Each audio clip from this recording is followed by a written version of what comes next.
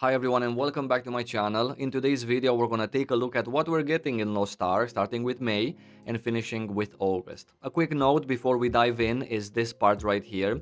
There will be plenty of other quality of life, updates, balance tuning, adjustment to support new and returning players, and unique events that are not described in what we're gonna be reading today, so in this particular roadmap. Let's get going with May. This is pretty exciting because we're getting the Slayer. The Slayer is the female version of the Berserker, obviously done in a Lost Ark fashion, where the visuals are changed. The feel of the class is the same, but then again, not really. It's an interesting class to play. I've reviewed the Slayer at a first glance whenever it came out to the Korean servers. I will link that video in the description below if you wanna take a look and listen at the new class Slayer. I know that very many people were excited about the Slayer. Myself, I am surprised to see the Slayer coming out before the Aeromancer, because I know that as many people that are excited for the Slayer are also excited for the Aeromancer.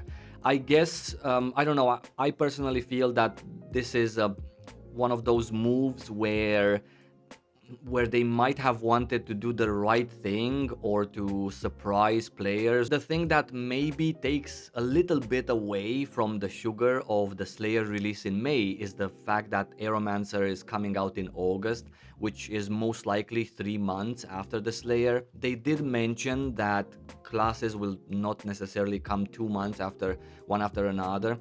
But at the same time, maybe for a complete gesture of I love you, it would have been a better idea to release the Aeromancer in July. Regardless, the Slayer is coming. Let's just be happy for that.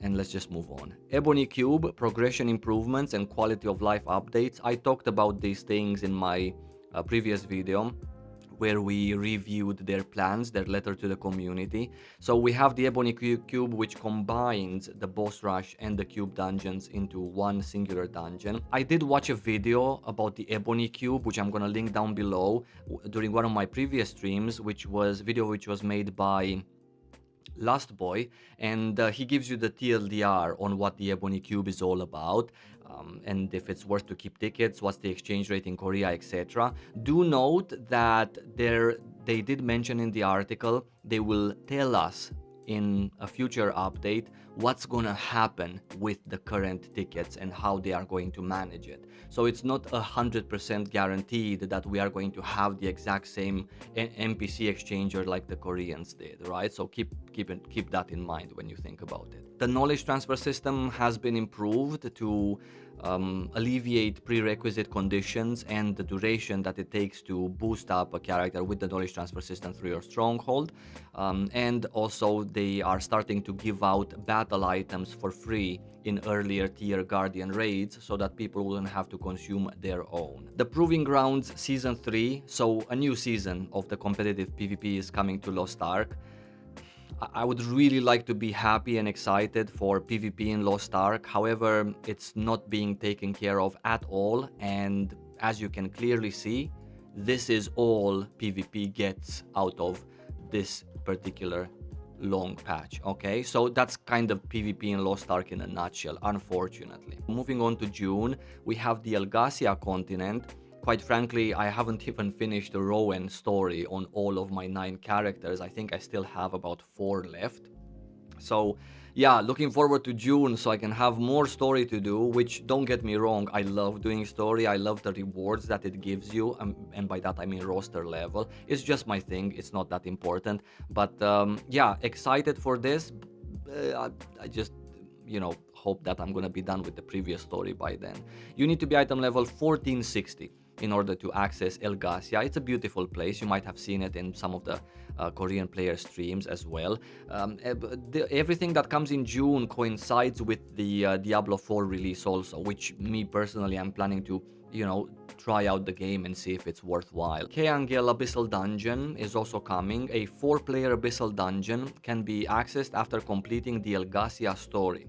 This one has several difficulties, 4 to be precise, but there might be some changes to it actually just tomorrow with the new patch in Korea. The item levels that you need to enter this, if I'm not mistaken, are for the normal mode. This is 1475.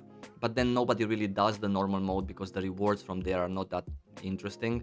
And then there's hard 1, hard 2, and hard 3. Hard 1 starts at 1520, hard 2 starts at 1560, and hard 3 starts at 1580. Remember, this is in June, so if you are 1560 right now, you might have enough time to get to 1580 to get to the last level of the Keangel Abyssal Dungeon. Various rewards based on the level that you do. The hard 1 level gives you materials to upgrade your relic ability stone into ancient. Then the hard 2 gives you materials to upgrade your ancient set to level 3, but very few of them compared to hard 3. Fortune Spire floors 26 to 50.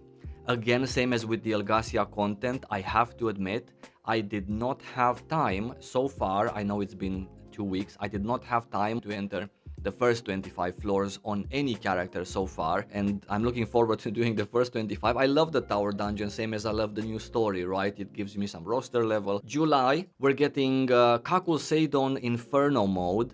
This is the highlight for me out of this particular roadmap.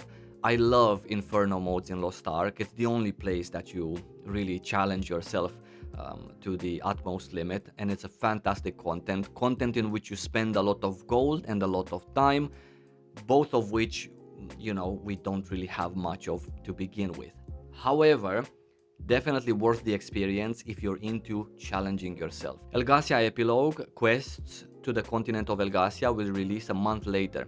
Visit familiar faces and key characters around the world of Arcasia after the events of Elgasia. Music Box of Memories and Quality of Life updates, yeah, also in July. And then we go to August when we get the Aeromancer as a new class.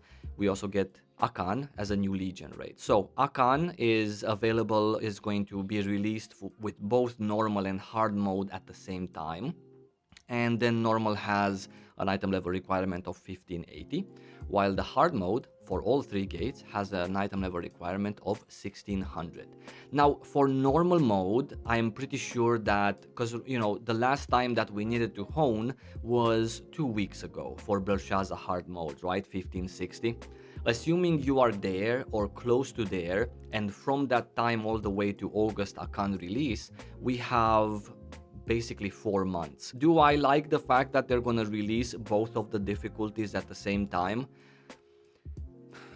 Probably not. I probably don't like it. I honestly didn't have that much time to think about it. Why would you even split up the community and release both of the difficulties at the same time?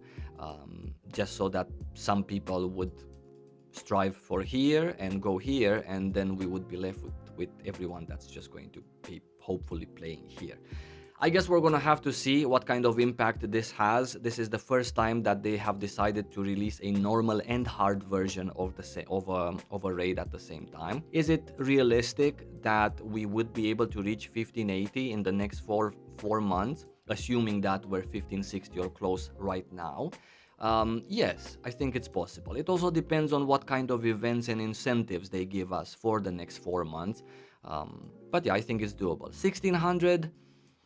That's that's a little bit a little bit questionable for me. Aeromancer, as we discussed earlier. Sonavel Guardian raid. This Guardian raid is available at 1580, and it's the next thing after Hanumatan. Yeah, cannot wait for this in August as well, and cannot wait for me to actually, I think 1580 is definitely gonna be my goal for August, for Akan normal mode, for Sonavel as well. That was it for the roadmap. Let me know what you think about the roadmap and about the content that's ahead of us in the comments below if you're interested in sharing. And until my next video, I'm gonna see you either on my live streams over on twitch.tv/SaivoSan or here on my YouTube channel.